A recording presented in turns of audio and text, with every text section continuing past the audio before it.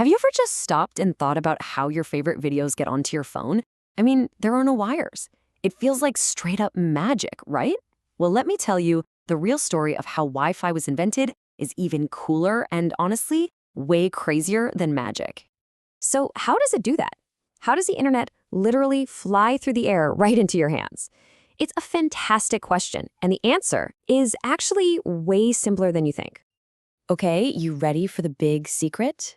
The key to understanding all of this is to just imagine an invisible flashlight. That's it. That's the whole idea.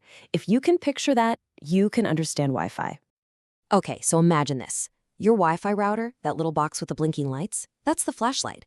And it's taking all the awesome stuff from the internet and turning it into a secret code made of invisible light beams. We call them radio waves. And your phone? Well, your phone is kind of like a super spy with special night vision goggles that can see this invisible light and turn that secret code back into cat videos. So router's the flashlight, radio waves are the light beam, and your phone is the eye. See? Simple. Okay, but if it's just an invisible flashlight, then why is the Wi-Fi in your basement so terrible? I mean, it's just light, right? It should go everywhere. What is going on? Well, this right here explains everything. Think about a real flashlight. You can shine it right through a glass window. No problem. A thin wall? Yeah, the light passes right through. But what happens when you shine a flashlight at a big, thick concrete wall? Nothing. The light gets totally blocked. And that's exactly what's happening in your basement. That concrete is blocking the invisible Wi-Fi light. So now you know how Wi-Fi works. But the story of who invented it, oh, it is so much weirder. Are you ready for this? It all starts with a glamorous Hollywood movie star who was fighting the Nazis. I know, right? It sounds completely made up. A famous movie star helped invent the technology you are literally using to watch this right now. But I promise you, it is 100% true. So this is Hedy Lamarr. Back in the 1940s, she was a huge movie star, but she was also a secret genius inventor. She really wanted to help stop the Nazis during World War II. Now, the big problem was that Nazi submarines could figure out the radio signals guiding U.S. torpedoes and just block them. So Hedy had this brilliant idea. What if the signal wasn't in just one place? What if it could hop around so fast that the Nazis could never catch it? They called it frequency hopping, and you can think of it like playing a piano. If you just play the same note over and over and over, well, anyone can figure out your song. But if you start jumping all over the keyboard, playing random notes really fast, nobody can guess what you're going to play next. Her invention did that with radio signals, and it's a huge part of how our Wi-Fi works today. But hold on, that's just one piece of the story. For the next part, we're going to jump forward in time to 1971, and we're heading to a beautiful, sunny place with a very big, very wet problem, Hawaii. So picture this. You're at the University of Hawaii, and you've got a really cool new computer on one island. But all your friends and colleagues are on other islands, separated by miles and miles of ocean. Back then, the only way to connect them was to run a giant, super expensive cable along the bottom of the ocean. So what did they do? They came up with AlohaNet. Instead of a cable, they just started beaming the computer data through the air using radio waves. It was literally like they were playing catch with information, throwing it from one island to another. This was the first time anyone had connected computers over a big distance without any wires, and it proved it could be done.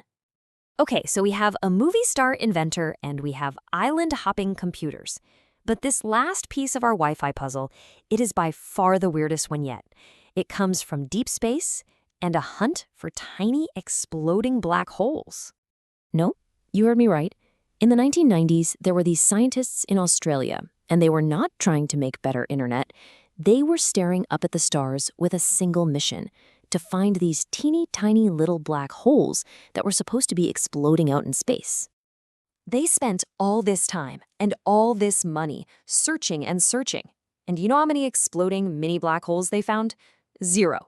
A big, fat 0. Nada. Zilch. Their project was basically a total failure. Or was it? Because here's the cool thing about science. Sometimes the best discoveries are complete and total accidents. They didn't find a single black hole, but that failure accidentally led to one of the most important inventions of our time. You see, to even try to find these black holes, they had to invent some incredibly smart math to clean up all the messy, static-filled radio signals coming from space. And then they had a light bulb moment. They realized that same exact math could be used to clean up the messy Wi-Fi signals bouncing off all the walls and furniture inside our houses. Their black hole math is what makes our modern Wi-Fi so fast and clear. So when you put it all together, what even is Wi-Fi? It's not just one thing from one person. It's like a crazy mismatched recipe with ingredients that have no business being together. Think about it. To make Wi-Fi, you need a dash of genius from a movie star fighting Nazis, a sprinkle of computers playing catch across the Hawaiian Islands, and a big pinch of a failed science experiment to find black holes. Is that not the weirdest, most wonderful recipe you have ever heard of? And that, to me, is the coolest part of this whole story. It just goes to show you that amazing, world-changing inventions can come from absolutely anywhere and from anyone. You don't have to be a certain kind of person in a certain kind of lab. Sometimes the best ideas show up when you're looking for something else entirely. It really makes you wonder, doesn't it? What other amazing things are being invented right now by accident? What's the next invisible magic that's going to completely change our world? What do you think it'll be?